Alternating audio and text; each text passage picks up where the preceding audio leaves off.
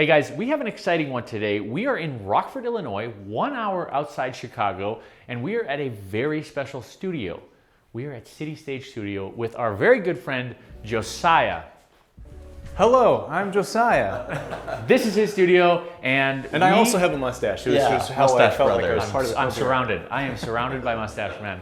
And you might better know him as the Dapper Gaffer. And he has a YouTube channel if you don't know. So you need to go check out his YouTube channel. We'll link it below. It is the Dapper Gaffer. He has a lot of grip and gaff related lighting content on there. This is an exciting one because we've known Josiah for 3 years now, and we've talked studio. We ended up being in the same city. We're filming a project by happenstance. We're like, hey, can we come show off the studio that you've built? As having gone through it ourselves very recently, it's cool to get a tour and see how other people do things. But also, you are renting this to a lot of people, and a lot of people can use this. Yeah, so probably different than like what your guys' setup is in Bismarck. Like you guys you're doing the thing. You're like a production company, and you have your own space. This space is actually independent studio that is really just built as an asset to people who do that. So as we walk down this side of the building here, every desk and every office is a separate business. And this is just kind of the hub in Rockford where all this stuff happens. Yeah, and it's divided up, I know, in 3 ways. So over here we have a co-working space, and the studio we are gonna save for later, and a photo studio. That's right. So let's check out this space first. Stick around till the end. That's right. You won't believe what happens at the such and such market.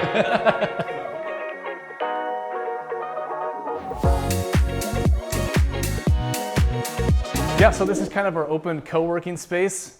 This is Kiko. If you follow our channel, you've probably seen him around before.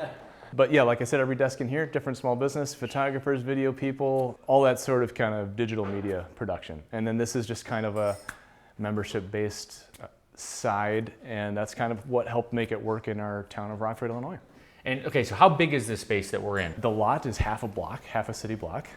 So we can show you the grass out back if you want at some point. Oh, that'd be good, yeah. But the building is about 14,000 square feet. Okay, so it's substantial, and yeah, having some other renters helps make it possible. And I mean, that is kind of what gave us the confidence to pull the trigger on making the thing happen. But also, it's really, I think, what gives the place its soul. Like it's the people that make it work, and I just love the creative energy of people doing their stuff and being around, and that atmosphere is just energizing. Yeah, it's like being at NAB, but every day. Every day. So you got a kitchen here, and then let's keep walking down the hallway. So shared kitchen. We love coffee. We have some. I won't say coffee snobs. I'll say coffee connoisseurs. What is it? Just planting a few coasters. They've just littered this place with Threefold paraphernalia. So we do love good coffee, and then we do imbibe occasionally on our system. Occasionally you add a bottle to the mix. That's kind of the MO. And there's a whole nother kitchen that we'll see later. Later on, if you stick around till the end. All right, let's keep going. You could peek in here real quick. This is the production office. So when a production's happening here, that's like where they could produce the show. Producers will sit in there, kind of take their phone calls, do that sort of stuff. Very cool. These currently don't work. Ooh. They look great though. But really just were clean today, actually. And then here is our shared conference room / writer's room, brainstorming, client pitch meeting kind of room. This room gets a lot of use, and we just kind of, anyone who's a member can book it on first come, first served basis. This is Mr. You should peek in here and see Mr. Victor Johansson there.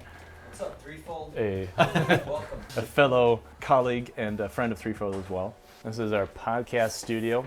So this is kind of always set up and ready to go, and we just kind of built this to be able to be rented by the hour. We don't actually provide engineers even. It's just really for the people who are doing the creative work. So this is kind of built out for the engineers. So this is the actual booth in here. And look, more Threefold. I think the thing that stands out, we got to film in here. We just did a podcast with you guys. I think it's that what stands out in this room is fun, like the permanent setup, like ready to go setup. You got multiple cameras. You got the feed. They also have the custom gobos on the wall that you can swap out the logos for whoever is using this space. But cool to see and for us even taking some inspiration of like, oh, how could we do our podcast, our sound recording booth room a little bit better? And I think the key is to leave the stuff in there too. Yeah. Like have enough stuff that you're not robbing from the booth, and it's always just turn it on. It's pretty much ready to go. Okay, so the next section, through these doors, it's very fun. Everyone loves this stuff. It's the, well, do you have an official name for it? We have ours, it's call it the gear hall. The gear hall, ooh, I like that. But I think we just called it the gear room, but maybe we'll start calling it the gear hall. Yeah. The hall of gear. Yes, yeah. So let's check that out. Give us a rundown on what's happening in here. Yeah, so I was a little embarrassed to show you guys this room because I've seen how clean and like well organized and just aesthetically pleasing your gear hall is to walk into. But this is what we've got to work with. So I've got a cart-based truck. There's a 3-ton truck in the dock right outside this door, which has got carts and kind of basically a 3-ton package that pretty much lives on there. So this is more overflow grip and lighting equipment, and then that will just pull for specific projects. So we've got, mostly grip stuff through here, a little bit of camera department stuff, but mostly Genie. We've got heavy distro and stuff back here for, running the big boy toys, some legacy fixtures that I still keep around. Your channel, you've done some really awesome videos, kind of evergreen content resources, I think, for people that are interested in this realm of things, educational stuff, where you've done some videos really breaking down like different stands, C-stands. Yeah. If you're interested in it, it's a great resource. People should check out. I've learned a couple things myself even from them. It's great. There's some really good content on there. So make sure you check that out if you're interested in learning more about the Dapper Gaffer, Genie stuff. The initial idea was I wanted to create like a series of stuff that I could be like people want to get on set all the time. Yeah. Watch these videos and then I'll know you'll be useful. Like when you show up to your first project. That was where it started, and it's kind of morphed from there. But. Yeah, they're great videos. Go to his channel, subscribe, leave a comment that you came from Threefold so that we know we sent a couple people at least. So we know where to send the royalty checks. What he's trying to get at. But and then this is kind of the more active use, modern LED fixtures and stuff out here. This the studio just keeps going. When you think you're done, it never ends. You're not. It's pretty impressive. Done. So we have 2 different directions we can go here. I think we will do. Let's go this way. Let's go to the photo studio. Save the best for last. Over there is the stage, which is very, very cool. And then, like you said, you got your loading dock back here, but we're gonna have you give us a rundown on the photo studio. Yeah. And see what's cooking over here. So we call this a photo studio. It also operates as like a B stage. But as you might be able to tell, it's not sound treated. You can hear the train going by outside. So this will be maybe used for like a B stage for if they're maybe shooting some product stuff where they don't need as much space. Occasionally they'll shoot some interviews in here too, but you'll throw up some sound blankets. But yeah, this is mainly built out for photographers. We actually cut all these windows in for some of the photographers that like to embrace like the natural light. And those are all electric? Remote control? Yeah, we have control of those so that like this faces east, so in the morning the sun just blasts through here. It actually looks kind of cool, really, but sometimes you don't want that, so that gives you control. These motorized backdrops here, we can drop down. So we've always got 8 options at the ready there. And behind us, a very large client lounge. That's what we call it, the client lounge. Dedicated space for people shooting in the photo studio back here. I think that was one thing that really stood out to us when we first walked through the space, is how many things can be happening simultaneously. Not only do you have the co-working, but somebody can be renting the podcast booth, the photo studio, and the stage all independently, and not really even know that something else is happening, pending the right noise levels. Yeah, it makes it a really versatile space where there's a lot of activity that can be happening. So that's really, really cool. So we're back in this loading dock kind of area, and something that stood out to me immediately was these sweet little closets. Tell us about these. What are these about? So everybody asks, like, are these dressing rooms? No, that would be a very small dressing room. They're basically gear lockers. So if like one of the members here needs more space to store some photography equipment or whatever that they don't want to store in their office or at their desk, they can just put it in there instead. So like they get a key and just build it out however they want. Very cool. And this is how we clear the parking lot in the winter. Because we All also right. know a thing or two about snow in this part of the country. We saw the production office, we poked our head in there. That is how this all connects. And now we are back into the production side of things that when you rent this out, you rent the whole space, correct? Yeah. Or you can. Yep. We force you to Okay. do that, yes. Yeah, it just kind of comes with it as a package deal. I mean, you need bathrooms, you need space to do other stuff. So, and then this room's kind of cool. So this is it's like a green room. Like we tossed up, like, do we create a couple dressing rooms? Do we do like a larger green room? This is kind of what we leaned into since we're primarily supporting commercial productions. Custom made light fixture mirrors. Yes. And also, I thought it was very wise of you. You consulted with outside HMU people. Yes. And was even guided into getting a hair sink to get your hair done here. So it's like a full treatment green room. And another changing room and shower in here too. Yeah, we probably should show the shower because it's probably a little nicer than it probably needed to be.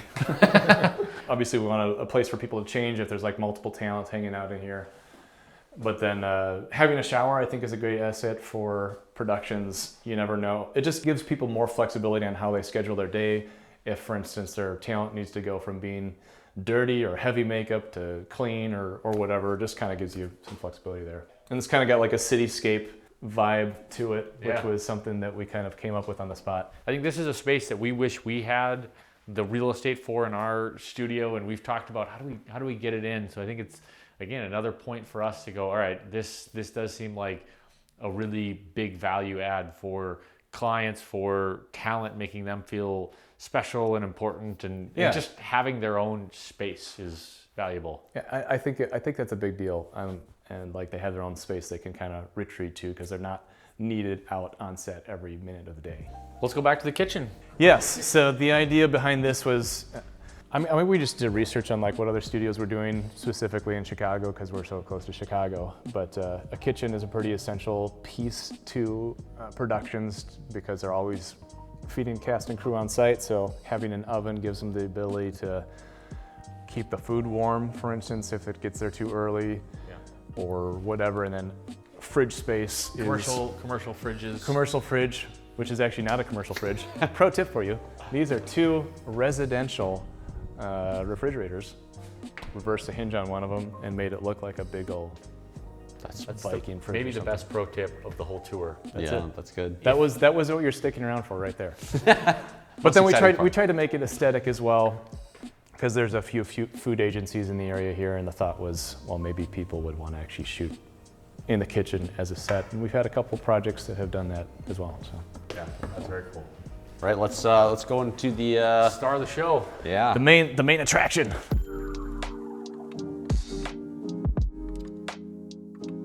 When we first met you, you were telling us that we're working on a space. We literally raised the roof, what, 7 feet higher. I think it was some feet Yeah. higher. Yep. Which is a massive project in and of itself amongst everything else. Explain some of the thought process behind that. Yeah, so that was really the first thing we assessed when we were looking to acquire the property, is whether that was feasible to do, because it had like barely 12-foot clearance before. And if you have a big studio space, it's only so useful if it's short, because you back out a couple feet and you see the ceiling already. So that was, if we were going to do it at all and have like a soundstage that would be taken seriously, we knew it needed to be taller. Yeah. And this was the most logical room to do that with. It's about 3,000 square feet. And just kind of, again, comparing a bunch of other studios across the country, I was basically comparing the square footage to the height of the ceiling, and kind of just came to like that target. And it's roughly 20 feet high. Very cool. Yeah. Yeah, and you've done a lot of sound treatment in here too, which is fantastic. It sounds really great in here for it being a big space. Why don't you explain kind of the vision behind creating and establishing this stage here in Rockford, which is just a pretty short distance out of Chicago? It was a number of different reasons. So one, it was I love Rockford, and a lot of my family's here, and I wanted to stay in town. So it was kind of got to the point where this is when I was still running a production company. We were kind of producing some of the biggest projects that we were able to do in Rockford with the lack of resources that we had. And I wanted Rockford to be taken more seriously as like a production hub, and this was a big component that was missing. So that was kind of one of the big driving forces behind the whole idea of doing this at all. And then coupling it with the other stuff that we've done is just what kind of made it work in our town here. We just had a production in here yesterday, and we decided to leave the stuff up just because it's a little more interesting than just having the big cyc. But it's a pretty sizable cyclorama. I think it's like 30 by 35 or something like that, and 19 feet high. And something that we want to get something better, the winch control. Yeah, I thought this was super important for saving time on production. So this grid system you see up here, oops, if I can learn how to use it here, we can actually raise and lower that. That'll come all the way down to the ground. So we can rig stuff up on it. We can control each one of these motors individually, actually. I almost can't imagine not having it. Treatment in here. So obviously the sound in here is much better than in the photo studio. Yeah. What's different in here? Yeah, so the entire room, the structure of the building it's concrete block. I think it's 12-inch thick concrete block, which is a good base to start with, but you'd be surprised how much sound actually gets through that. Yeah. It just the way the sound waves work, they can still travel through that mass. So we built out the entire inside of this, like stick framed it and insulated in drywall, kind of like you would in just a house, just on a large scale. So that's all behind what you see on the wall. And then the lower 8 feet of the wall, we put plywood behind here and carpet. Now the carpet does a little bit for the high frequencies, but it was really more just to have a resilient surface for people to beat up, because we know that's going to happen, rolling carts and stands and stuff around on the bottom of the wall. But then the top of the wall is exposed. I think it's like 3.5 inches of insulation. And that's really what makes it sound so dead and clear in here.